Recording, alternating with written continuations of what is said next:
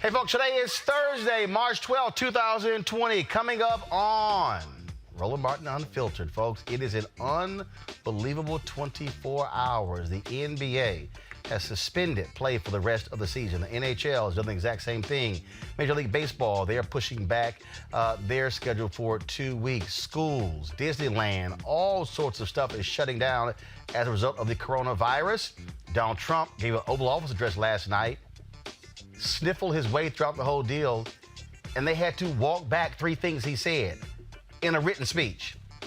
Don't you think you check your facts before he gives a damn Oval Office speech? Today, looking extremely presidential, was Joe Biden. We'll have that for you.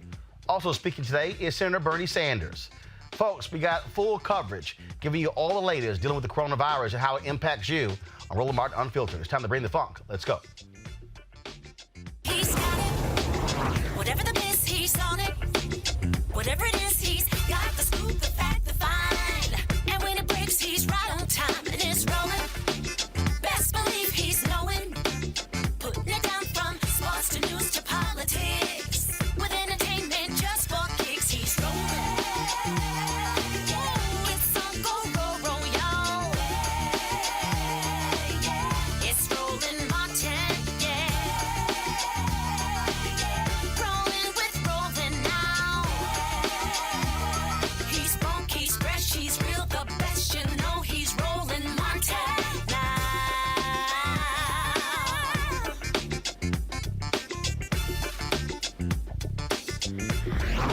Martin. All right, folks, it was on February 27th, Donald Trump said that, we pretty much gotten 15 cases. We're going to have this thing down to 0.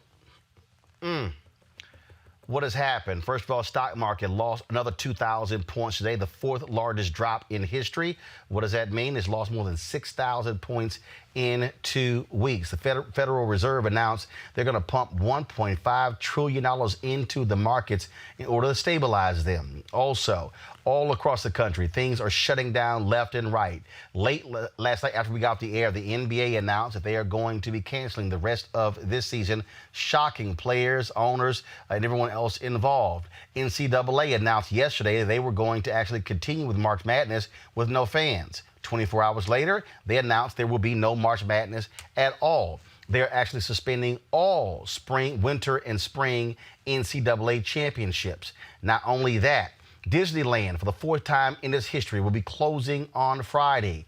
State of emergency declared by Mayor Bill de Blasio in New York City. We're also seeing the exact same thing happen in the state of Wisconsin. We're seeing it happen in other cities all across this country. It has been an absolute stunning 24 hours as we have seen this nation trying to figure out what is going on with the coronavirus. Here's also part of the problem that we have. Testing. So far, only 11,000 tests have been administered across the country. South Korea, they're testing 10,000 people a day. That's how absolutely crazy this whole thing is. Folks are trying to get up to date about what's going on, how this thing is going to follow. I also told you, again, NBA canceled their season. National Hockey League also canceled their season. State basketball championships are being canceled as well. Broadway will go dark until April 13th. This thing is real, and it is actually stunning. Here's Donald Trump last night, supposedly trying to calm the nation, an Oval Office address, and all it did is add more confusion to what is taking place in America. My fellow Americans, tonight I want to speak with you about our nation's unprecedented response to the coronavirus outbreak that started in China and is now spreading throughout the world. Today, the World Health Organization officially announced that this is a global pandemic. We have been in frequent contact with our allies, and we are marshaling the full power of the federal government and the private sector to protect the American people. This is the most aggressive and comprehensive effort to confront a foreign virus in modern history. I am confident that by counting and continuing to take these tough measures, we will significantly reduce the threat to our citizens, and we will ultimately and expeditiously defeat this virus. From the beginning of time, nations and people have faced unforeseen challenges, including large-scale and very dangerous health threats. This is the way it always was and always will be. It only matters how you respond, and we are responding with great speed and professionalism. Our team is the best anywhere in the world. At the very start of the outbreak, we instituted sweeping travel restrictions on China and put in place the first federally mandated quarantine in over 50 years. We declared a public health emergency and issued the highest level of travel warning on other countries as the virus spread its horrible infection. And taking early, intense action, we have seen dramatically fewer cases of the virus in the United States than are now present in Europe. The European Union failed to take the same precautions and restrict travel from China and other hotspots. As a result, a large number of new clusters in the United States were seeded by travelers from Europe.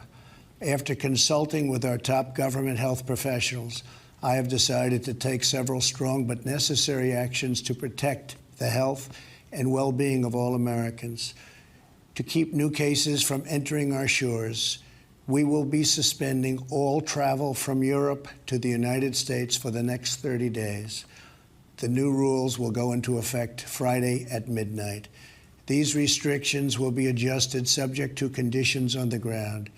There will be exemptions for Americans who have undergone appropriate screenings, and these prohibitions will not only apply to the tremendous amount of trade and cargo, but various other things as we get approval.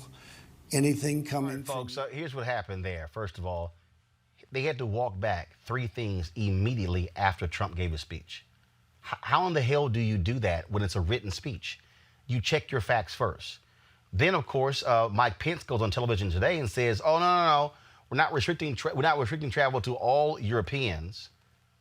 But he also said cargo as well. But then came back and said, "Well, no, actually, I don't mean cargo." This is okay. If y'all want to actually see how somebody gives a speech to address a pandemic, this today was former Vice President Joe Biden. And the threat it poses to our health, our loved ones, our families, our livelihoods. You know, I know people are worried. My thoughts are with those who are directly fighting this virus. Those infected, families that have suffered a loss, first responders and healthcare providers who are putting themselves on the line as I speak for others. I'd like to thank those who are already making sacrifices to protect us, whether that's self-quarantine themselves or canceling events and closing campuses. Because whether or not you're affected or know someone who is infected or have been in contact with an infected person, this is going to require a national response. Not just from our elected leaders or our public health officials, but from all of us. We must, all of us, follow the guidelines of the health officials and take appropriate protections to protect ourselves and critically to protect others, especially those who are most at risk for this disease. It's going to mean making some radical changes in our personal behaviors. More frequent and more thorough hand washing, staying home from work if you're ill, but also altering the deeply ingrained habits in our country like handshakes and hugs, avoiding large public gatherings. That's why earlier this week, on the recommendation of officials, my campaign canceled election night rallies that we had planned to hold in Cleveland, Ohio. We're also reimagining the format for large crowd events we had planned in Chicago and Miami in the coming days. And we'll continue to assess and adjust how we conduct our campaign as we move forward and find new ways to share our message with the public while putting health and safety of the American people first, above everything else. Yesterday, we announced a Public Health Advisory Committee of experts who will continue to counsel my campaign and me, help guide our decisions on the steps to minimize further risks. But we will lead by science. The World Health Organization now has officially declared COVID-19 a pandemic. Downplaying it, being overly dismissive, or spreading misinformation was only going to hurt us and further advantage the spread of the disease. But neither should we panic or fall back on xenophobia. Labeling COVID-19 a foreign virus does not displace accountability for the misjudgments that have been taken thus far by the Trump administration. Let me be crystal clear. The coronavirus does not have a political affiliation. It will infect Republicans, Independents, and Democrats alike, and will not discriminate based on national origin, race, gender, or zip code. It will touch people in positions of power as well as most vulnerable in our society. And it will not stop. Banning all travel from Europe or any other part of the world may slow it, but as we've seen, it will not stop it. And travel restrictions based on favoritism and politics rather than risk will be counterproductive. This disease could impact every nation and any person on the planet. We need a plan about how we're going to aggressively manage here at home. You know, you all do know, the American people have the capacity to meet this moment. We're going to face this with the same spirit that has guided us through previous crises. And we'll come together as a nation, we'll look out for one another, and do our part as citizens. We have to harness the ingenuity of our scientists and the resourcefulness of our people. And we have to help the world to drive coordinated global strategy, not shut ourselves off from the world. Protecting the health and safety of the American people is the most important job of any president. And unfortunately, this virus laid bare the severe shortcomings of the current administration. Again, that was Joe Biden speaking earlier today, very critical of Donald Trump's administration and how they have handled this pandemic. A little bit later, Senator Bernie Sanders, he spoke. Thanks very much, everybody, for being here. In the last few days, we have seen the crisis of the coronavirus continue to grow exponentially here in the United States and around the world. And we have witnessed a global economic meltdown, which will impact millions of workers in our own country. In terms of potential deaths, and in terms of the economic impact on our economy, the crisis we face from the coronavirus is on a scale of a major war, and we must act accordingly. Nobody knows what the number of fatalities may end up being, or the number of people who may get ill, and we all hope that that number will be as low as possible. But we also have to face the truth, and that is that the number of casualties may actually be even higher than what the armed forces experienced in World War II. In other words, we have a major, major crisis, and we must act accordingly. Therefore, it is an absolute moral imperative that our response as a government, as a society, as a business community, and as individual citizens meet the enormity of this crisis. As people stay or work from home and are directed to quarantine, it will be easy for us to feel like we are all alone. I'm working at home, not in my office. Or that we must only worry about ourselves and think that everybody else should fend for themselves. But in my view, that would be a tragic and dangerous mistake. If there ever was a time in the modern history of our country when we are all in this together, this is that moment. Now is the time for solidarity. Now is the time to come together with love and compassion for all, including the most vulnerable people in our society who will face this pandemic from a health perspective or face it from an economic perspective. On Capitol Hill today, Congressional Black Caucus members and others also spoke on the issue, including California Senator Kamala Harris. Senator Gillibrand, for your longstanding leadership in the United States Senate on the issue of paid family leave and so many other issues that affect our families. Here's the bottom line. Paid sick leave will save lives. Paid sick leave will keep communities safer. It's just that basic. It has always been an issue of workers' rights. It has always been an issue of what is the right public policy approach to supporting workers, understanding that every human being at one time or another will get sick, and why should they have to suffer, knowing that they either will be able to stay at home and tend to their illness or put food on the table and feed their babies or pay the rent. But with the coronavirus, it has become even more stark as an issue, which is literally there are people in America, in fact, 2/3 of low-income workers do not have paid sick leave. And when presented with the issue of whether they will stay at home while they're sick or feed their babies or keep a roof over their head, it is logical to believe that they will go to work so that they can keep taking care of their family.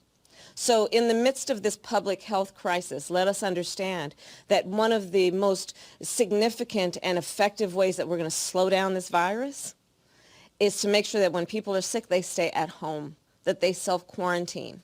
So let's unpack the math on that.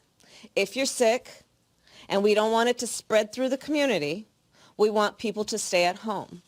If you are a low-income worker who does not have paid sick leave, if you're facing the choice of whether to feed your children or go to work, you're going to choose to feed your children, and that means going to work and perhaps spreading the virus.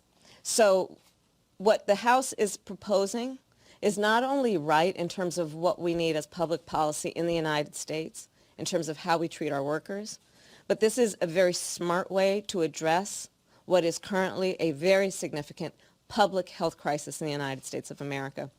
So again, I applaud Senator Gillibrand. I'd also just raise one more point. I serve on the Senate Homeland Security Committee, which is an oversight committee. And of course, part of our oversight includes over OPM. There are 2.7 million federal workers, and we have been asking the administration what they are going to do to ensure that those federal workers are receiving the kinds of protections they need as they do their job of working on behalf of the American people, often interacting every day with the American public. We have yet to hear a clear plan. Among the people who work for the Department of Homeland Security, again, we have oversight over that in the Committee on Homeland Security, TSA agents. We already have a couple of TSA agents out of San Jose, California, who have tested positive. And we have asked then Ken Cuccinelli and the administration, what is your plan to make sure that the TSA workers who come? All right, well, that was Senator Kamala Harris there. What is quite interesting is that Senator Mitch McConnell made clear they were not going to take up the House bill they're moving forward on. He also said they were going to go to a recess next week, but he got blown up even by his fellow Republicans. And now they're not going to be on a recess next week. They're going to actually be in D.C. doing the damn work you should be doing. So let's break this thing down. Joining me right now, my panel, Dr. Greg Carr. He is chairman of the Department of Afro-American Studies, Howard University. Also joining me is Mustafa Santiago Ali, former senior advisor for environmental justice at the Environmental Protection Agency, as well as joining us via Skype is Erica Savage Wilson. She is host of Savage Politics Podcast. Mustafa, I want to start with you. When you look at, again, how all of this is being handled, when you look at the fact that Congress was stunned today to find out that only 10,000 tests nationwide have been conducted. When you hear Trump, Pence, and others talk about how this thing has not spread across America, first of all, we don't know that because you have not seen the wide testing. When you have private labs, and you only have a handful of labs across the country who can even conduct the testing. I was watching a clip of a doctor on MSNBC, one of their medical experts, who said she recommended to one of her clients to go get tested. She couldn't even get her to get tested. South Korea, only 50 million people in that country. They with a chart yesterday showing 3,700 people per million who have been tested. 5 per 1 million in the United States. They are now, in South Korea, they are testing 10,000 people a day. Australia, they've set up drive-through testing zones. All of those different things that they're doing, and for some reason, these folks, this response is just utterly nonsensical. It's lack of leadership. You know, the president and his team had the opportunity for months to actually get the infrastructure in place in case this became a pandemic. If you look at across our country, and they played a role in this, you know, we have medically underserved areas. We have physician deserts. So when we talk about the testing, we also have to talk about all of these communities of color, lower income communities that are already struggling in this space to actually have the basic infrastructure in place for folks to move in and be able to get the testing in place. Then we have to talk about the medical biases that have been traditionally in place as well, and address those questions as we move forward. But with all that being said, it all goes back to the president and his team and the lack of understanding of making sure that we actually have the right types of things that are in place. Ray, this is leadership. And you either have leadership or you don't. What we're seeing from the administration, horrible leadership. Oh, no, absolutely. You know, well, horrible leadership from the president for sure. Vice president, that's clear. I mean, anyone should be embarrassed watching that, what he stumbled through last night. And of course, now the stock market has officially entered a bear market. It's 20% below the high that it was at, so we have that. But you know, if I was a high school teacher or a college teacher around the country, especially since it's going to be online for the foreseeable future, this is a perfect example of a civics lesson on of the country we live in. We talk about our country, but it's really state, local, and federal governments. So you see people taking the initiative, mayors, governors like Larry Hogan now, you know, state of emergency in Maryland. As you said, the mayor of New York City closed down New York City. What's fascinating to me is that as we've been talking off air, we're in an unprecedented moment. I mean, here we are where, I just took the metro now, rush hour from Howard. Howard Hospital is going to be a place, as you say, Brother Mustafa, you know this better than we do, where the most vulnerable people are going to come. And they're already coming into Howard Hospital. I walked past Howard Hospital, got on the train. The train looked like a weekend, brother. It's rush hour on a Thursday afternoon, and I'm looking like, we have no precedent for this. So the mayor of this city, state of emergency, schools closed. The president of the United States is exposing the fact that we live in a federated state, and people are stepping up and showing leadership based on experience. And finally, and you made this point off air, and I'm sure you're going to talk about it a little bit more, you know, Joe Biden's people, he inserted himself, and what we're seeing emerge is a clear contrast in this thing. And I hope you talk some more about the contrast even between the clips we saw. This man is completely overmatched in terms of Donald Trump. Oh, absolutely. I mean, Eric, it's real clear. I got a phone call at 5 a.m. this morning announcing that my niece's school will be closed today through March 20th. Universities all across the country doing the exact same thing. Dorms are shutting down. There are people who are on college campuses or in cities that are dominated by universities saying it's like a ghost town. Where people don't understand that has a direct impact on where you eat, on groceries, things along those lines. Because if people are clearing out, then you don't have those services. And what you're dealing with right now is a crisis of confidence from people in this administration. They told us last week, at the end of the week, we would have 1 million tests available. That's a lie. They had to actually say the day before that Friday deadline, oh, we're actually not going to have it. And a month was wasted. Literally, a month was wasted because you had Donald Trump, who refused to even acknowledge the truth behind this. He stood in front of the cameras and said, we got about 15 cases. We're going to soon be down to 0. He was telling people on Twitter, hey, great time to buy stocks. At one point on January 10th, he was even touting, oh, how the stock market gone up 11,000 in 3 years. And he was quoting Stuart Varney on Fox Business and how we've never seen this before. The Dow may hit 29,000, never in history. And then Trump literally ends saying things are going to get better. And it has gotten worse. We've seen them only get exponentially worse. And the other thing I want to mention around this is that in terms of this regime, right, and I agree with my brothers, Dr. Ali and Dr. Carr, that what we are really literally seeing is incompetence in leadership from this regime, but also a lack of strategic planning, right? Remember, at the beginning of all of them coming into office, it was supposed to be this new type of leadership that was being ushered in, this new level of accountability, right? Drain the swamp. And so then also issuing all of these different attacks around media, and then also gutting people who should be serving, right, in these different seats to help us manage and get through a moment the way that we have, the one that we have right now.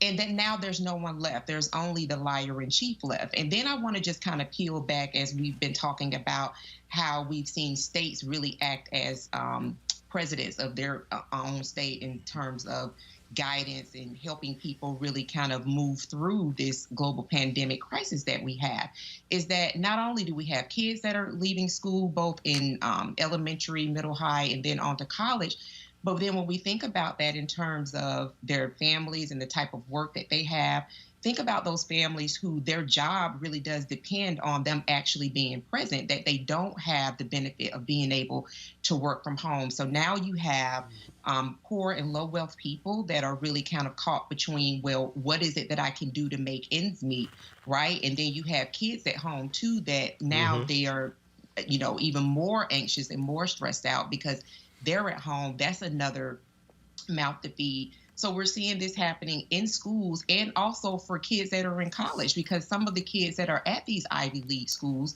where, tuition is $80,000 a year, that now that those schools are closed and they're going to an online model, if those are first-gen college students, where are those college students going? They're already food insecure. So this just really highlights what happens when in an election, someone chooses to shake up, and then 60 million people get behind a person saying that they're going to shake up the system for a person that is shown over and over again, both in their business practices and any other medium that they've been in, that they don't have any type of real leadership qualities. This is what we end up with. It's now really every state, every community for itself to really protect the citizenry. Joining us right now, Dr. Oliver Brooks is president of the National Medical Association. He's a pediatrician in Los Angeles. In addition to that, he is the chairman of the Immunize LA Families Coalition and a board member of the California Immunization Coalition. Dr. Brooks, glad to have you on Roland Martin Unfiltered. Good day to you, Martin, and enjoying your program thus far in the comments. As a doctor, I mean, how do you assess what has happened thus far in terms of how the federal government has responded to this coronavirus pandemic? I will say that the response that I saw yesterday did not engender confidence. A lot of what we deal with as physicians is the patients, those we treat, have to have a confidence in us. So what I got from our commander-in-chief was not confidence. He let go Tim Zimmer, who was the national security advisor individual for public health and natural disasters. He wasn't replaced. Tom Bossert, Homeland Security, who was big on diseases, pushed out by John Bolton, not replaced. So now what we're dealing with is we're scraping together a response.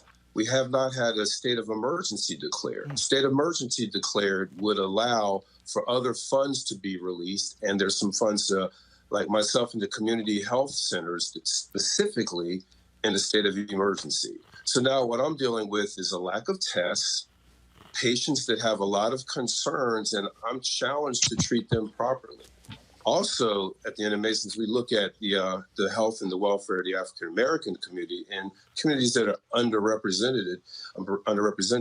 We have to be concerned about things like if it gets strongly into the African American and poor communities, poor transportation, public housing, so we're living all on top of each other.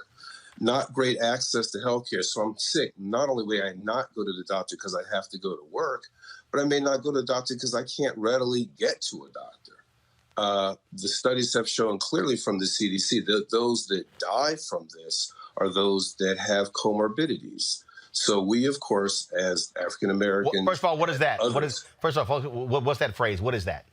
A comorbidity, just if you have some other illness, like in addition to you may have fever and may have been exposed to someone with COVID-19, you also have hypertension, COPD, pulmonary lung disease, diabetes. All of these things put you at higher risk of complications and or death from coronavirus. So if or when this hits the African-American communities that are poor, underrepresented,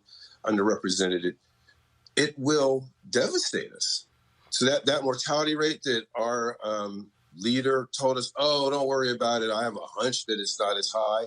And in the Black communities, if COVID really starts to spread, the morbidity rate will be, in fact, high. But Doc, I'm very Doc, concerned about that. Doc, but here's the thing that I think is just so basic. Don't you, as a doctor or as a public health official, this whole notion of want to keep numbers low, don't you want to know exactly the extent of the problem to then know how do you treat it? How do you actually begin to fight this thing? Where is it strong? Where is it weak? I mean, so without data, you're just flying blind. So you're absolutely true. The 11,000 tests that have been done in this country equal to how many are done a day in other countries like Korea is unconscionable. We work with data. So once we get the information, we know this many people are testing positive. We get a better understanding of the asymptomatic spread. How many people actually have it that have no symptoms? The ages of those that are getting it. We need the tests. I don't know what to say. We were offered the tests. The WHO offered the test to the United States. United States said, no, we'll figure it out. Then they released the test, and the CDC found that they were faulty. So No, hold on, Doc. I want you to go over that again, because people don't realize that. The World Health Organization, they have been following this since the outbreak in China, other countries. They offered the United States exactly what?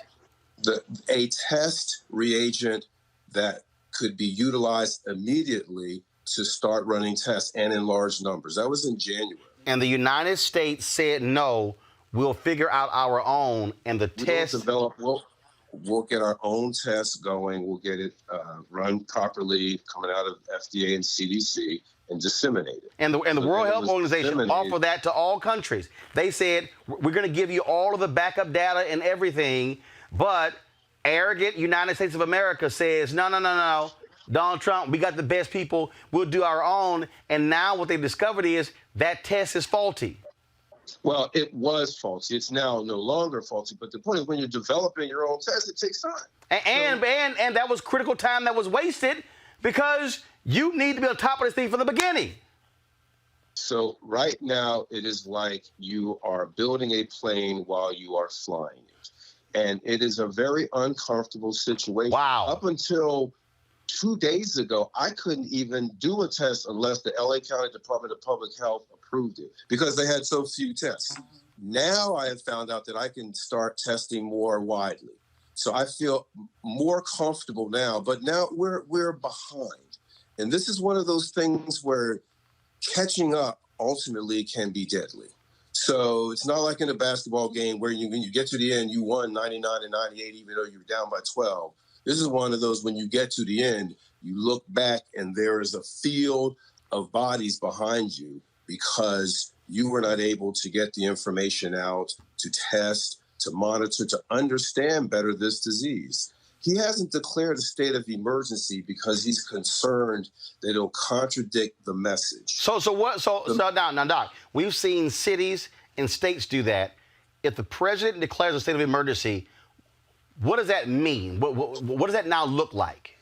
So what it would mean is that FEMA would then take control over the response, number one. Number two, it releases specific monies. Some of the monies that they're earmarking are either extra spending or they're being taken from other areas. A state of emergency changes the whole approach. The federal government is now in charge. That hasn't happened. He says it's because this is like seasonal flu. But let's underscore the fact that right now, Tom Hanks and his wife tested positive. Where are they now? In Australia, where it is late summer. The other thing, if you think about it, WHO declared a pandemic. So flu can be a pandemic. It's not now. Flu is a disease that we see every year seasonally. But there have been pandemics of flu. So he could say it's like seasonal flu. If he says like seasonal flu, that is a pandemic, then the response is totally different. But we're not there yet. And Doc, in fact, Tom Hanks and his wife were tested in Australia. Had they been in the United States, they would have not have qualified according to the testing rules. And that is actually correct. So again, we underscore testing, testing, testing.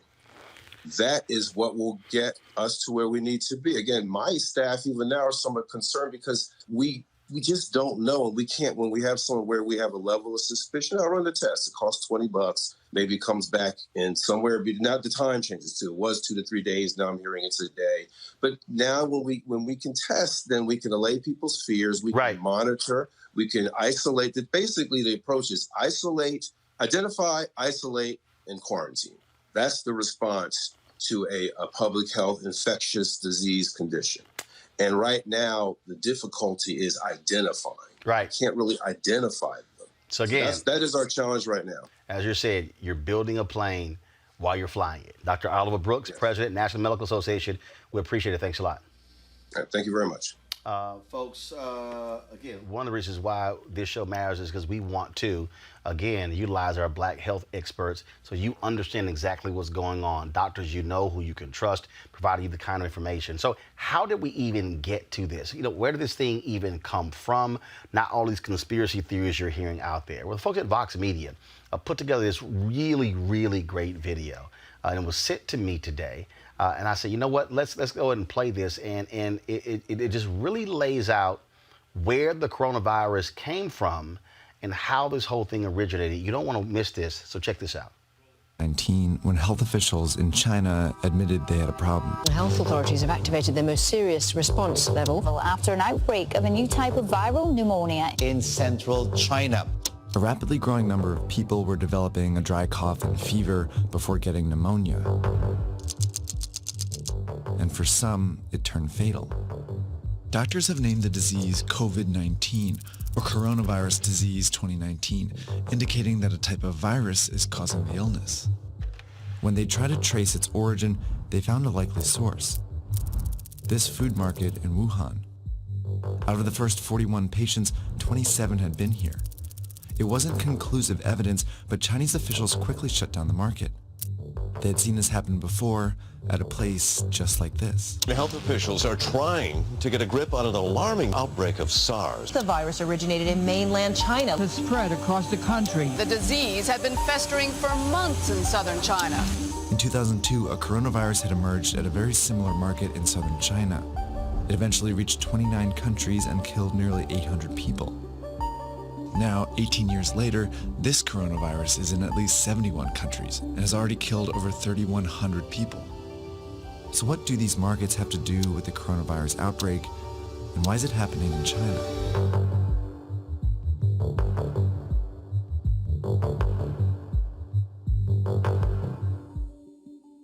A lot of the viruses that make us sick actually originate in animals.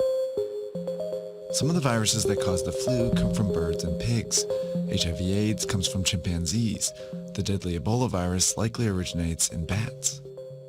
And in the case of the 2019 coronavirus, there's some evidence it went from a bat to a pangolin before infecting a human.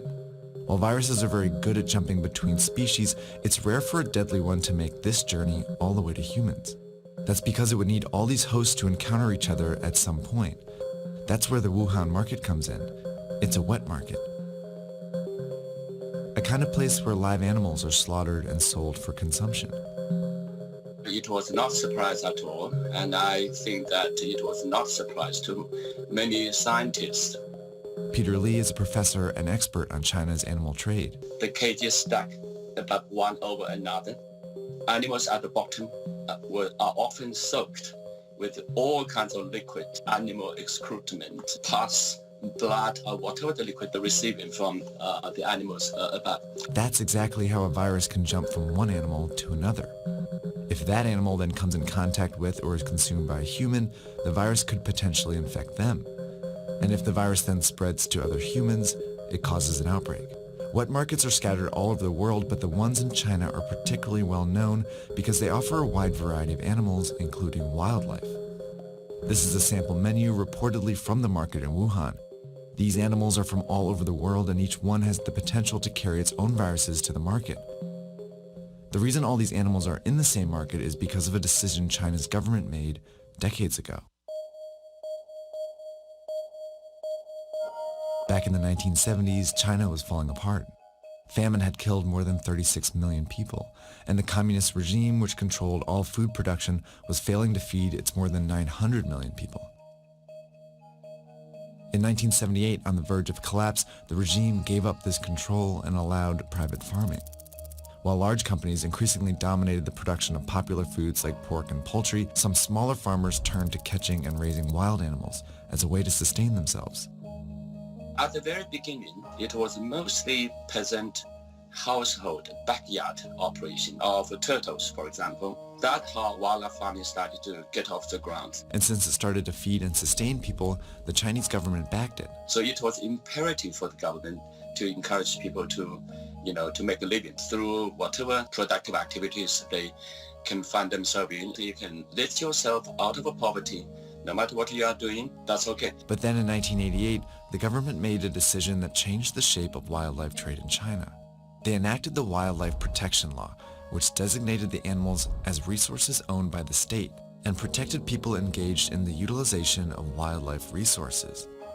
That's one of the most devastating problems of the law, because if you designate the wildlife as a natural resource, that means it is something you can use for human benefits. The law also encouraged the domestication and breeding of wildlife. And with that, an industry was born. Small local farms turned into industrial-sized operations. For example, this bear farm started with just 3 and eventually grew to more than 1,000 bears. Bigger populations meant greater chances that a sick animal could spread disease. Farmers were also raising a wide variety of animals, which meant more viruses on the farms. Nonetheless, these animals were funneled into the wet markets for profit. While this legal wildlife farming industry started booming, it simultaneously provided cover for an illegal wildlife industry. Endangered animals like tigers, rhinoceroses, and pangolins were trafficked into China. By the early 2000s, these markets were teeming with wild animals when the inevitable happened. The latest on the deadly SARS virus, the worldwide death toll up again today. China has reported more than 1,400 cases of infection nationwide. It is what health officials have feared all along. In 2003, the SARS outbreak was traced to a wet market here in southern China. Scientists found traces of the virus in farmed civet cats. Chinese officials quickly shut down the markets and banned wildlife farming. But just a few months after the outbreak, the Chinese government declared 54 species of wildlife animals, including civet cats, legal to farm again. By 2004, the wildlife farming industry was worth an estimated 100 billion yuan, and it exerted significant influence over the Chinese government. Wildlife farming industry was tiny in China's gigantic GDP, but the industry has enormous lobbying capability. It's because of this influence that the Chinese government has allowed these markets to grow over the years. In 2016, for example, the government sanctioned the farming of some endangered species like tigers and pangolins. By 2018, the wildlife industry had grown to 148 billion yuan and had developed clever marketing tactics to keep the markets around. The industry has been promoting these wildlife animals as, tonic products, as, bodybuilding, as sex enhancing, and of course as disease fighting. None of the claims can hold water.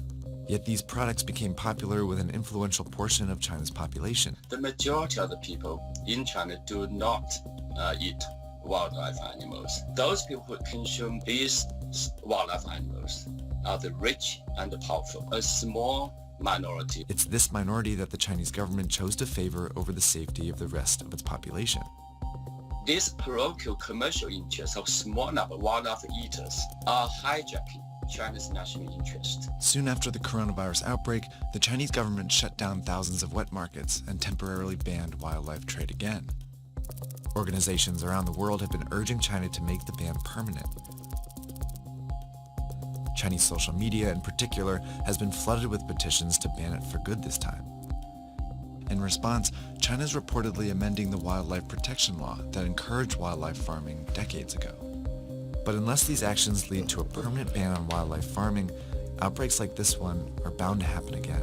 We're going to have to help those small farmers also, because they don't have any. Again, that was a video from Vox Media. Absolutely fascinating to understand how this whole thing started. You know, a lot of people have not taken this thing very seriously. You had folks, conservatives, who were saying, you know, taking Donald Trump's lead. This is a hoax. This is a fake. This isn't real. You also had NBA player who now is being diagnosed with coronavirus, Rudy Gobert, plays for the Utah Jazz. This is Rudy Gobert at a news conference joking with the media before he found out that he was infected, and then before he found out that he infected another teammate. And some of the teammates have been reported even saying that he had been touching their clothes, playing around with them, not realizing that he was carrying it.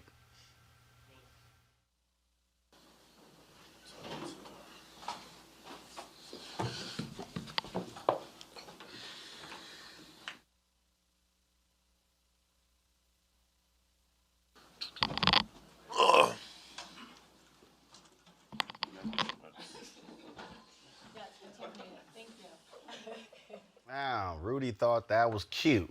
Now Rudy is apologizing. He went on Instagram and apologized, went on his Instagram page and apologized for his actions, saying now he realizes how serious this thing is. Erica, that's the thing. You know, again, you had conservatives at CPAC who were acting like, oh, this is no big deal. But it was a conservative person who was there who was infected, which led to the quarantining of several members of Congress. You got Donald Trump, who was there, possibly came into contact with this person. A Brazilian legislator is being tested positive for coronavirus. Trump still will not even take a test. And I'm like, dude, you might have it. I mean, it's just idiotic how these people are thinking. It really is. And then when we expand it and we look at even cruise ships are offering discounts on people to take cruises, especially porting out of California, for as low as $25. Even thinking about some of the plane tickets, the pricing, $10, $16, $20. But now that it has impacted a part of the world that we consider entertainment, athleticism, now it all of a sudden becomes really significant. And it makes me kind of think about Donald Trump when he had months and months to prepare for this, and weeks where he knew that this was actually going around the globe. And that the only reason that he began to pay attention to it is when the market started on their downward trend last week and just continued to go down. So I think what's really happening as we kind of like pull back and we look at all of this is really to understand that this pandemic is here. Right. And so that in our own way, no matter what it is that we do, to be very, very careful about the way that we're actually interacting with other people. Social distancing, even if people aren't displaying any symptoms right now, is something that people in companies and organizations are definitely moving towards. And so I think that unfortunately, as people are seeing this part of the world being touched, that they're making it more seriously. But if we had had leadership first and foremost, that would have done what Joe Biden said, which was said in his speech, to make it about the health and safety of American citizens. I think that when that's the tone from the top, then every other sector that kind of rolls up under that can really have that same display of seriousness, not after the fact, but well before. Here we go to my iPad. This is the statement from Rudy Gobert. He posted on his Instagram page. I want to thank everyone for the outpouring of concern and support over the last 24 hours. I have gone through so many emotions since learning of my diagnosis, mostly fear, anxiety, and embarrassment. The first and most important thing is I would like to publicly apologize to the people that I may have endangered. At the time, I had no idea I was even infected. I was careless and make no excuse. I hope my story serves as a warning and causes everyone to take this seriously. I will do whatever I can to support using my experience as a way to educate others and prevent the spread of this virus. I'm under great care and will fully recover. Thank you again for all your support. I encourage everyone to take all of the steps to stay safe and healthy. Love. One of his players, Donovan Mitchell, also posted on Instagram his comment. Let's pull that up, please. And, you know, he spoke to this issue as well. where he talked about him being impacted. He posted a heartfelt message on his Instagram page, and so you see that statement there from Donovan Mitchell. And again, it's just stunning when people not quite understanding how significant this is, and how folks want to blow this thing off and act like it's really no big deal.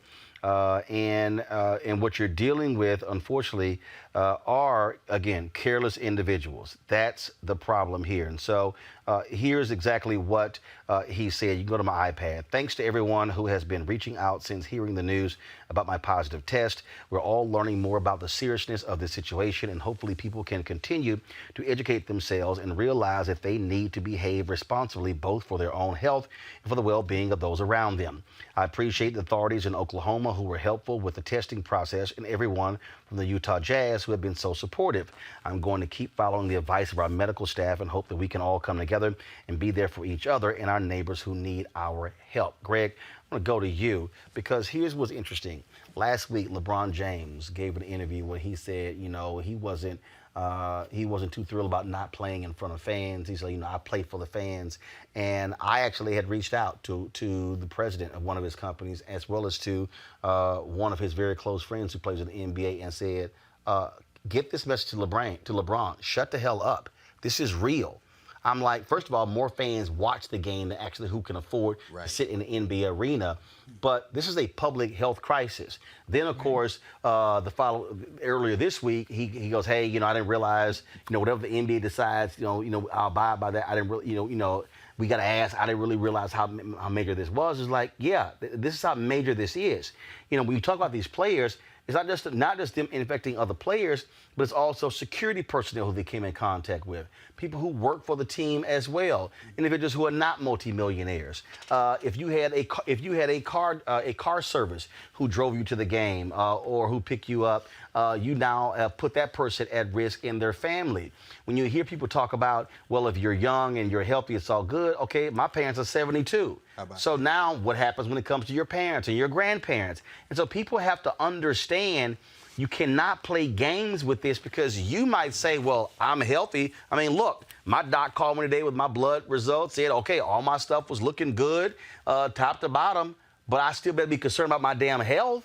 And how, if I somehow get it and I pass on to a family member, that can now have a negative impact on elderly family. Absolutely. You know, my own mother, 93 years old. She's there in your hometown in Houston. My brother-in-law and my sister. You know, we got to be very careful. And both my brother-in-law and sister work in healthcare. They know that. Your home state of Texas, you take Mark Cuban, who has shown the initiative and said, I'm going to keep the people who work for the Mavericks on the payroll. They can't afford to miss a check. And even LeBron's former teammate, Kevin Love in Cleveland, just announced today he's going to put $100,000 in the kitty so to make sure that the people who clean up the arena and work in that arena, who are not multimillionaires, will be somehow taken care of. That's what made what Katie Porter did today so important. We're talking about, goes to the theme you initiated with, leadership. Leadership isn't just the president of the United States. It's people with resources saying, no, I'm going to look out for these people. It's a governor like Larry Hogan. Forget the politics for a moment. He said, look, nobody can have a meeting bigger than 250 people, and you got to be 6 feet apart. Social distancing. Well, look, everybody can show I was going to have my school choice is a Black Choice Town Hall next week in Prince George's County. I was going to wait till next week, and I'm like, look, bottom line is, you know, we probably wouldn't have anywhere from 300 to 400 people out there. I said, no, we're postponing it. Cancel it. I mean, like, to me, that was a no-brainer. I mean, again, you have to be smart. We made the decision on the National Association of Black Journalists. We postponed all of our regional conferences, all of our short courses, and we're monitoring the situation to see how it impacts our national convention. This is what is happening, Mustafa, across this country. And I think people also, somebody just posted this and I saw it. They said, you know what? I don't necessarily know if people realize how nasty some folks are. People do need better personal hygiene, but we should anchor this also in the science and the facts.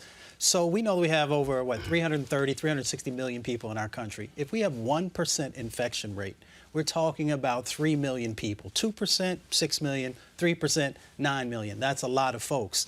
Then you look at the infrastructure inside of our communities, going back to what we were talking about with the young brothers who are playing, playing in the NBA.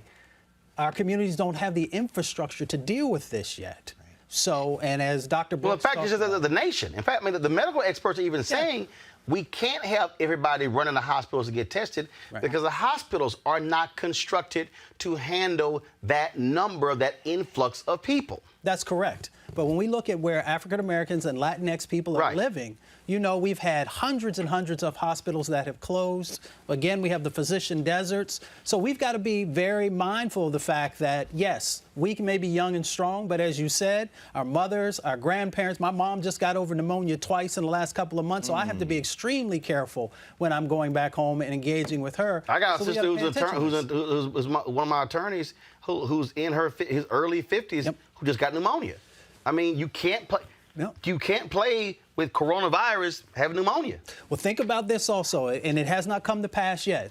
But if somebody knows that they have an infectious disease, a sexually transmitted infectious disease, there are laws on the books that if you intentionally impact someone, affect someone, then there can be repercussions for that. I know this is a different situation, but we may get to a place where people know. We just had somebody got on a plane at LaGuardia, and then when they got off the plane, they told folks that they actually had the virus. So that's a case where you knew you were sick and you still put other people's lives in danger. So we're just going to have to think about these things, and folks are going to have to figure out how they're going to deal with them. Well, and when you talk about just the utter nonsense that you hear coming out of the mouth of Donald Trump, how this man is so ignorant, he is so irresponsible that he will just say whatever the hell. He sat there, he has repeated over and over and over again that, well, if somebody if someone needs to get tested, it's not a problem. Oh, he's reached out to the insurance companies. They've said, no, we didn't say we're going to pay for the testing. No. They said, we will waive the copay. We're not paying for the testing. They also have the power. Greg mentioned Congresswoman Katie Porter of California. This is what she did today, challenging the director of the CDC on this very issue. Watch. Dr. Kadlec, for someone without insurance, do you know the out-of-pocket cost of a complete blood count test? No, ma'am, not immediately. Do you have a ballpark? With a copay, ma'am?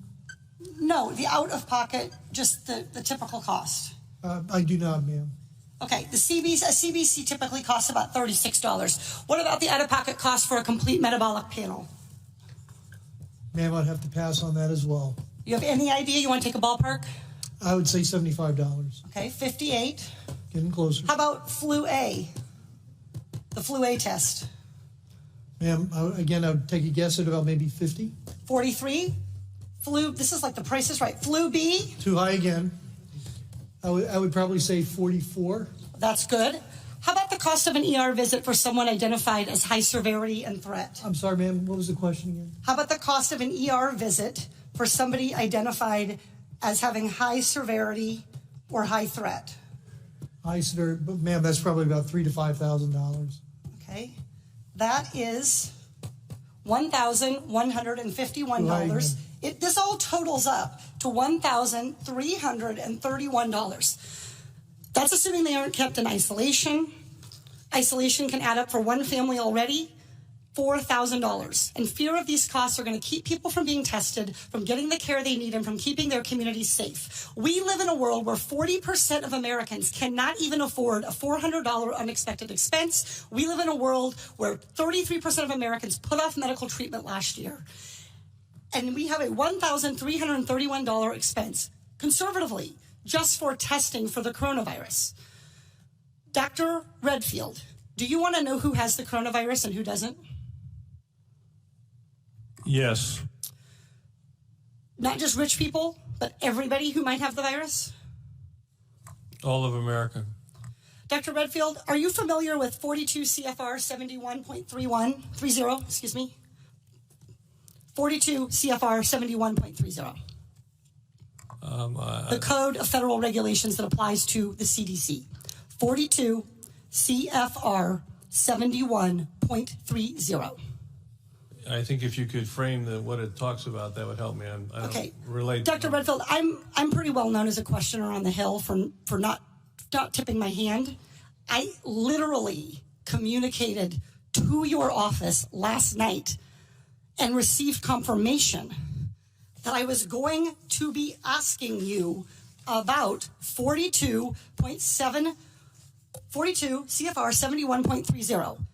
This provides the director may authorize payment for the care and treatment of individuals subject to medical exam, quarantine, isolation, and conditional release. That I know about, and my office did tell me that. I just didn't know the numbers, ma'am. That's Congresswoman. Great, so you're familiar. Dr. Redfield, will you commit to the CDC right now using that existing authority to pay for diagnostic testing free to every American regardless of insurance?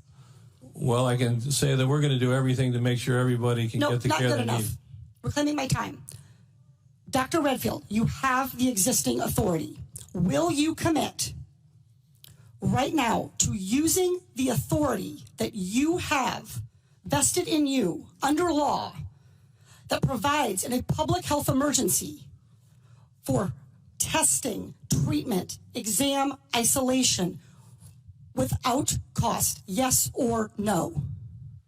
What I'm going to say is I'm going to review it in detail with CDC and the department. Reclaiming my time. Dr. Redfield, respectfully, I wrote you this letter along with my colleagues, Rosa DeLaura and Lauren Underwood, Congressman Underwood and Congressman DeLaura. We wrote you this letter 1 week ago. We quoted that existing authority to you, and we laid out this problem. We asked for a response yesterday. The deadline and the time for delay has passed. Will you commit to invoking your existing authority under 42 CFR 71.30 to provide for coronavirus testing for every American, regardless of insurance coverage? What I was trying to say is that CDC is working with HHS now to see how we operationalize that. Dr. Redfield,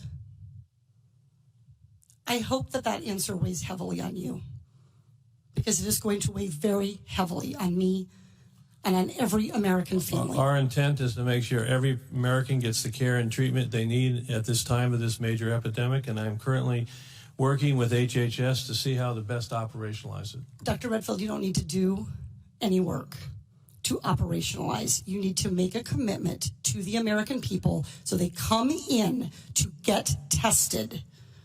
You can operationalize the payment structure tomorrow. I think you're an excellent questioner, so my answer is yes. Excellent. Everybody in America hear that. You are eligible to go get tested for coronavirus and have that covered regardless of insurance. Please, if you believe you have the illness, follow precautions. Call first. Do everything the CDC and Dr. Fauci, God bless you, for guiding Americans in this time. But do not let a lack of insurance worsen this crisis. And I would just like to echo what you said. It's a public health, a very important public health, that those individuals that are in the shadows can get the health care that they need during the time of us responding to this outbreak. And, of course, we had stuck on Stupid, who was in the Oval Office with the Prime Minister of Ireland. This is what this dumbass said. Thank you all very much. It's an honor to be with the Prime Minister of Ireland. We've known each other now for quite a while, and we have a great relationship with Ireland, and we have a lot to discuss. We will be talking about the obvious, and we'll also be talking about the virus that's hit the world. I see they've canceled their big soccer games, their championship games, and a lot of other games. They've canceled a lot over in Europe and all over the world, so this is a big world problem. We've taken some bold steps. We took the original boldest step of all when we closed very early with China. That helped us save thousands of lives. And we went very early with Europe, and I think that'll likewise be very good, and hopefully we can get it back together very quickly in terms of reestablishing with China. That's on track to something happen fairly quickly, because they've made a lot of progress over the last 3 or 4 weeks. And certainly with Europe, we think we can go hopefully very quickly. They have some hot spots that are really bad. They'll get them better. Germany, I guess, has some problems now. France has some problems, some pretty big problems. And Italy, of course, is probably record-setting in terms of what they've gone through. Italy's having a very hard time. But we think we'll reestablish very quickly once this ends, and it's just a question of time. And I think it'll go pretty quickly. Stay away from people and wash your hands and do all of the things that we're supposed to be doing a little bit anyway.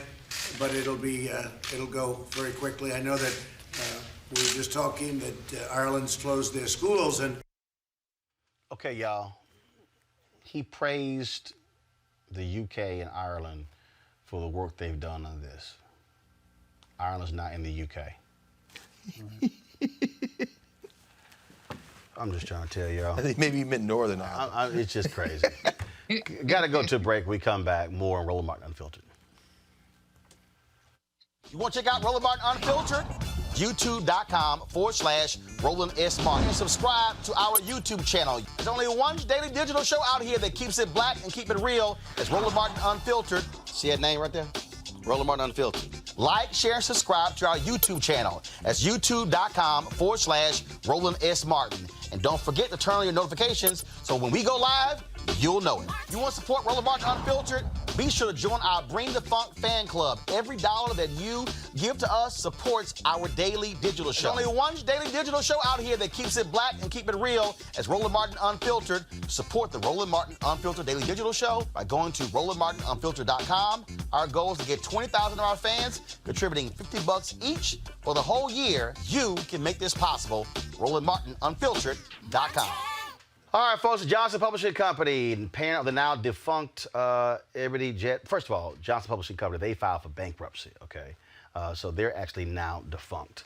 They have sold their photo archive for $30 billion. Now, that took place, of course, months ago. Now, an advisory council has been named to oversee the curation and programming around the historic collection before it's handed over to the Smithsonian National Museum of African American History and Culture. The collection has 983,000 pictures, some 3.35 million negatives and slides, as well as 9,000 audios and visual recordings. Now, what they've done is 5 different foundations came together to actually put the money together, actually buy the collection. And so what they're doing is they're sorting through it right now in Chicago, categorizing it. It's a massive collection. And the sister, who, of course, is a librarian in the Library of Congress, she's actually going to be overseeing this advisory committee. And so we're certainly glad to hear that is taking place in terms of protecting that history that is ours. All right, folks, let's talk about this. Y'all know what time it is. Charcoal grills are allowed. I'm white. I got you, huh? Illegally selling water without a permit On my property. Whoa! Hey! You don't live here. I'm uncomfortable. All right, folks, a brother tried to enjoy a day at the amusement park, but a white man called him out of his name, and it didn't really go over quite well.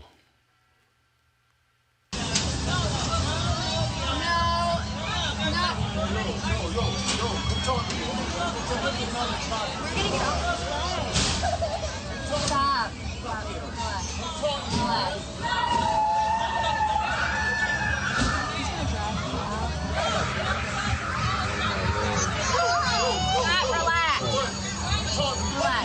Relax. Let's get off. Why would we get off? Stop. Relax. Fuck you, stupid neighbor, man. Oh my God. Stop. You gotta get up off the right.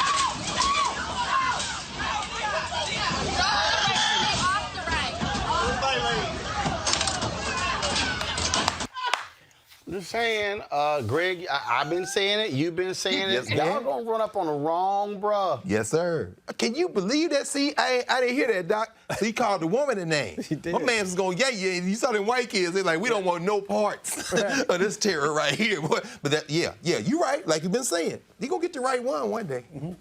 I don't know when they're gonna learn, Erica. I think today might be a day that they start learning. But here's the other thing. I do love the statement that the company issued on behalf of the employee that was involved in this altercation. And they legit, and so this is really in the age of Twitter and Instagram statements, which really should be people being courageous and brave enough to do the things that they did, you know, when they were saying that they were about it, like do it up front. In their statement, they said that, listen, the conduct of this person that was an employee is not to be condoned. They weren't taking, well, the employee just responded. They quickly said and got out in front of that statement to say that, listen, what they didn't do was right. And so what we did was we terminated this employee, and we don't tolerate that. They considered their 24-year history ahead of kind of saying, well, we're going to investigate and we'll be able to make a decision later. So kudos to this company for coming out in front of this statement and making a declaration that, you know, this man did what he needed to do to protect his family, and anybody that agitates and works for us will be dismissed. Mustafa, now beyond this, this story, I mean, you still have cops in Miami Beach losing their minds. This took place, folks, this video here, go to my iPad. This took place in, I'm gonna roll it back so you can actually see the beginning of this. And so you have spring break going on, and this cop, he's, so go ahead. No, he just showed up. What the fuck? Oh my God. This shit is nothing. He going there.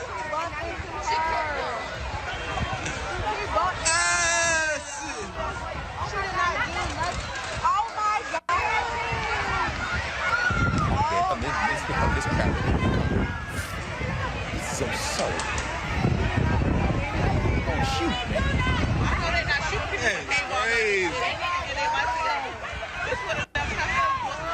He choked her. It's a movie. And I don't know. Man, these niggas shooting out this bitch. Paint guns or don't matter. I'm close in my way.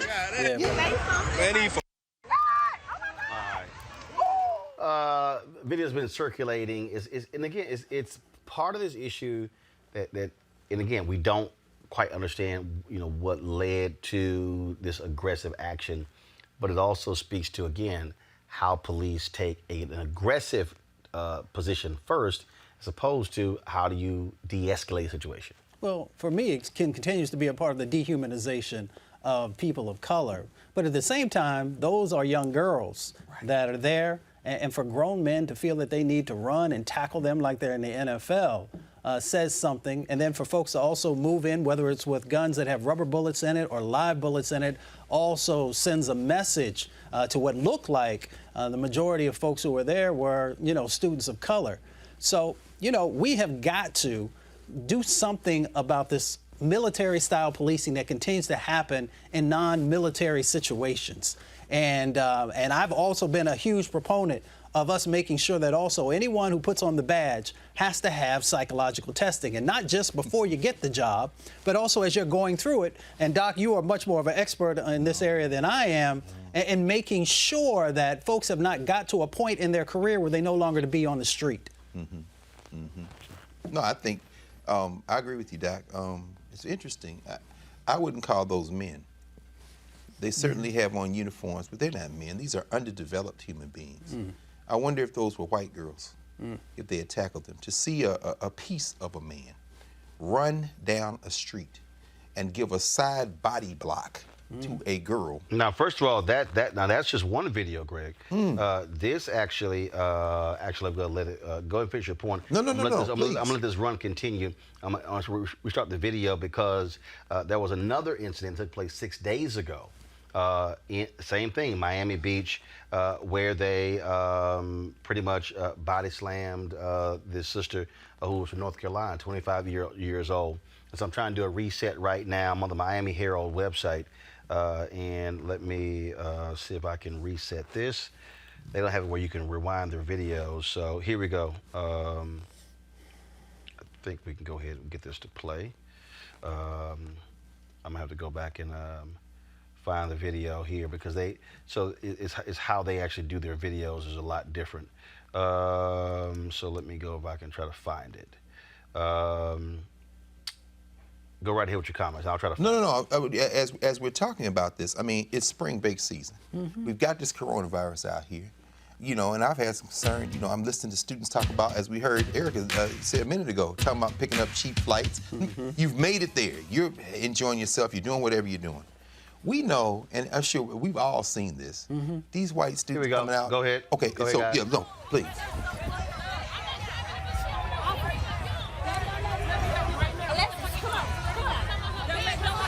Yo, officer.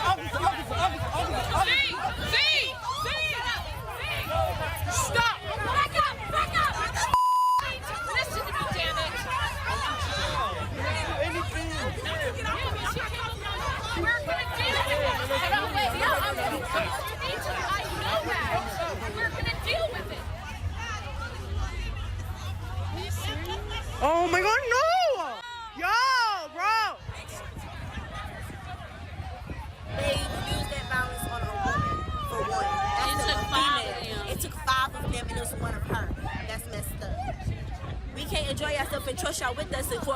If we get rowdy, it's okay to calm us down. We know how to calm down, but then y'all turn around and slam her. 5-6 against 1? No, that's messed up. Again, that was from the Miami Herald there. And she said she was just frustrated. She was trying to gain interest, and they say there was an altercation with the security guards there. That's what they say, and then they said that's why it required her to be body slammed that way. And the guns? And the guns in both. You know, Malcolm X said this many years ago. He said, you never see one of them come after one of us. You never see one of them come after one of you. This swarm mentality. This piece of a man tackles a child. This one, another one, you hear the girls say they use their violence against us. They use their violence against women. And then the rest of them surround with they pumped up, probably steroid-fed biceps. Then this piece of a woman comes along with her finger on her trigger, they stand there and create a periphery. What we're seeing is whiteness at its finest. See, whiteness depends on, as you said, Doc, on reducing the humanity of others. They're protecting an imaginary concept. But I'm going to tell you what, they're going to keep it up. And they're going to keep it up. And at some moment, see, this is the tension of it. I don't wish anything on anybody.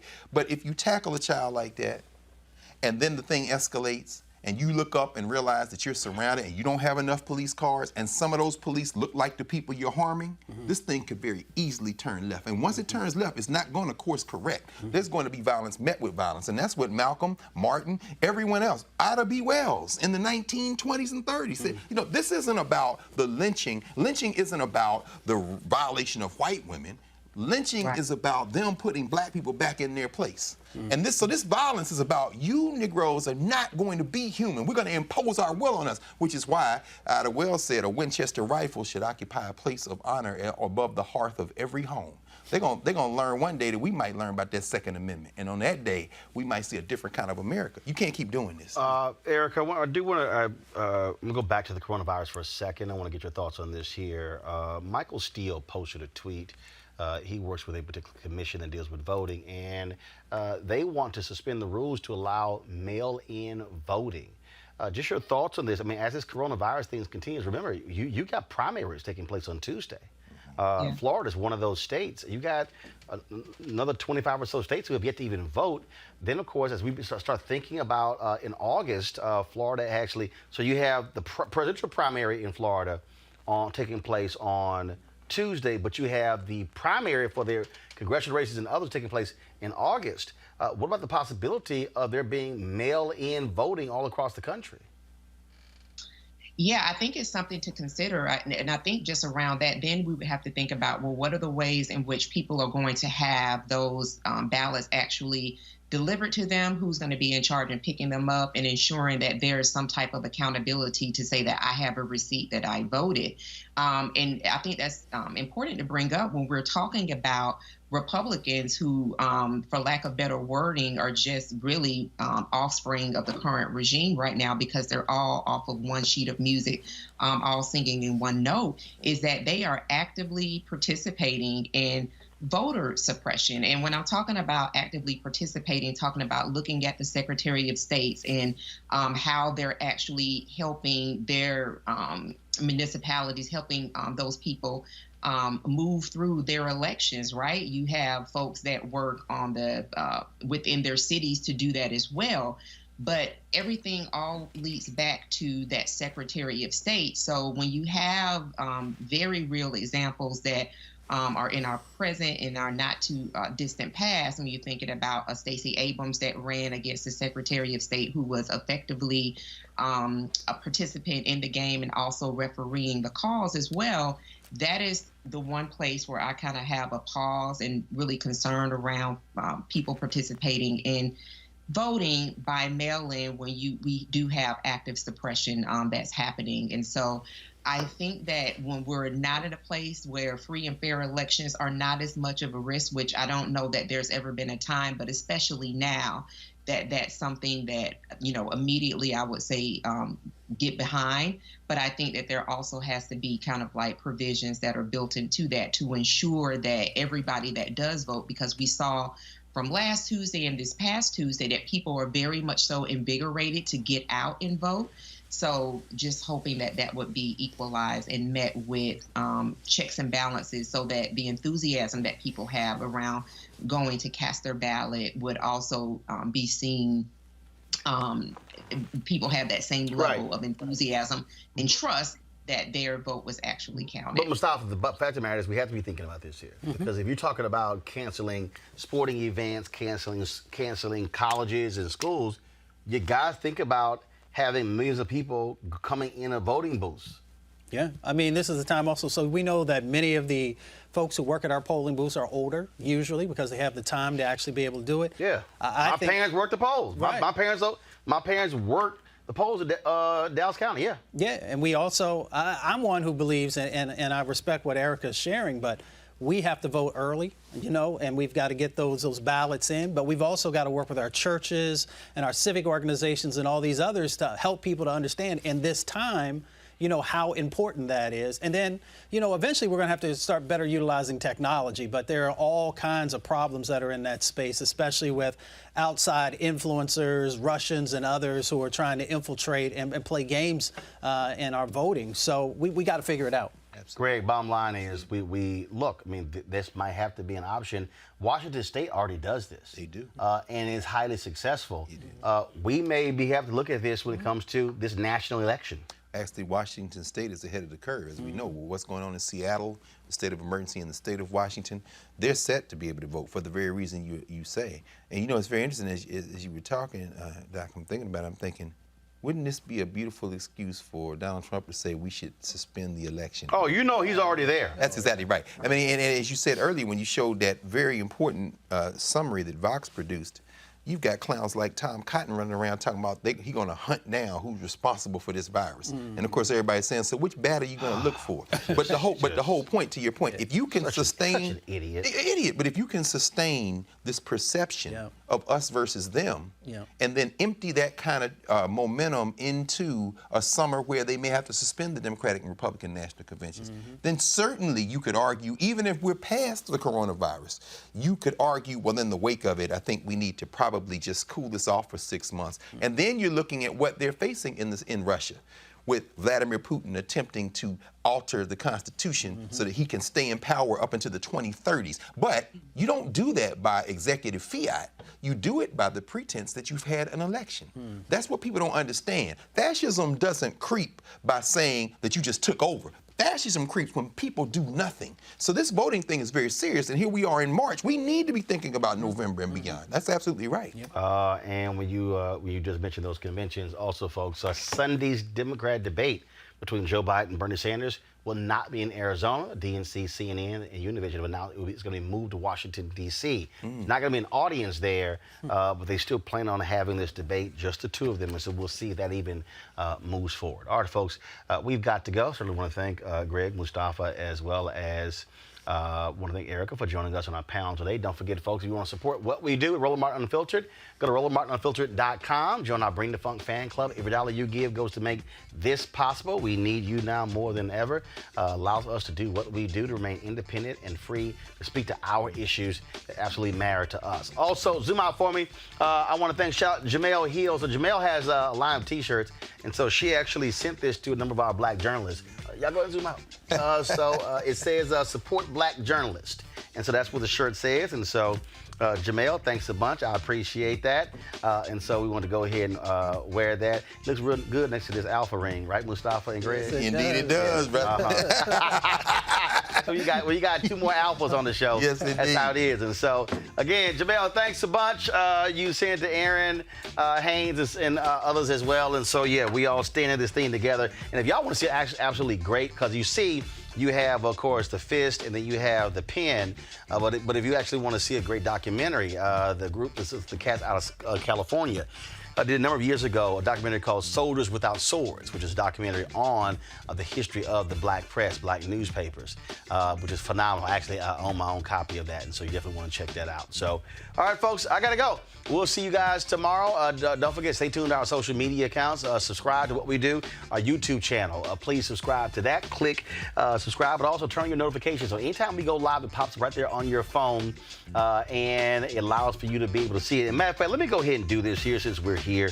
Let me see if I can do it right here on my iPad. Because what happens is, so I've had to do this to a lot of the people who support what we do, who support the show. And so here, just go ahead and go to my iPad. And so y'all do me a favor. Y'all got aunts and uncles, and y'all got cousins and mamas and daddies, folks who love my show. And I get stopped all the time. We can't see your show. Now, Greg, y'all did this at Christmas last year. And so all y'all got to do is, folks, is if they already have YouTube, so just here, go to my iPad. Y'all simply, what you do is you tell them, just go to YouTube, pull YouTube up, and then just go to search box, and I want you to just type in Roland Martin. And so what's going to happen is Roland Martin's going to come up, and then you simply go to my channel. Just go to the channel. That's all you got to do. Go to the channel, and then what will happen is you'll see all of our videos that are there on the channel. So you see right there, of course, we got 432,000 subscribers. This is a live stream of the show. 2,168 people are watching right now. It got as high as 2,700 while we are live. And the easiest thing for them to do is, because what'll happen is, if right underneath my name here, it'll say subscribe. Just click that. But also, there's a little bell that you click once you hit subscribe, and then when you click that bell, what it will do is turn on your notifications. And so that way, now when we go live, it just pops up on their phone. And don't forget, you got to go turn the notifications on. And so just go into the settings in Android or iPhone and do that. And so I just want y'all to do me that favor for all y'all friends, all of our folks. Because again, I get stopped all over the country. People like, man, you know, I like, where are you? Love to hear you. And I'm like, y'all, we've been live since September 4th, 2018. And so I've had to literally take people's phones, go through the phones, turn it on, and then like, now you good. And so y'all go and help our seasoned saints out who want to hear the commentary. Amen. I mean, I'm telling you, and look, and they don't know, and I've helped some even show it on their big screen because they actually want to see it on a big screen as well. And so it's all you can do is do that as well. I'm gonna go ahead and get this shot right here. Here's what I mean. If y'all actually want to watch the show, hold on, let me do it right here. Henry, go ahead, take the shot. So if y'all want to see the show, y'all can see the show on the big screen. So you see right there, you can do the exact same thing, see it on the big screen as well. And so you don't have to just sit here and just watch it on a small phone. Y'all can set it up through Apple TV and all those different devices. So that's it. All right, y'all, I got to go. Do all we can. Look, again, a lot of people wonder where the information is, and so they can actually see it. YouTube, Facebook, Periscope. We prefer you actually, here's why we prefer you to actually watch our show, watch our clips on YouTube, because we get paid for that. Periscope has no ad revenue sharing program, and so that's why we don't pay any attention to them. We do stream the show there, but it's no big deal. We'd rather you go to YouTube. And the same thing is we want you to also do the exact same thing. Facebook, we post our YouTube clips on Facebook for you to see it, so that's why we don't post directly on Facebook. We do stream the show on Facebook. We don't put our clips on there because they ad sharing program. You don't make much money. And so it also helps us do what we do. All right, folks, thanks a bunch. I'll see y'all tomorrow. Holla!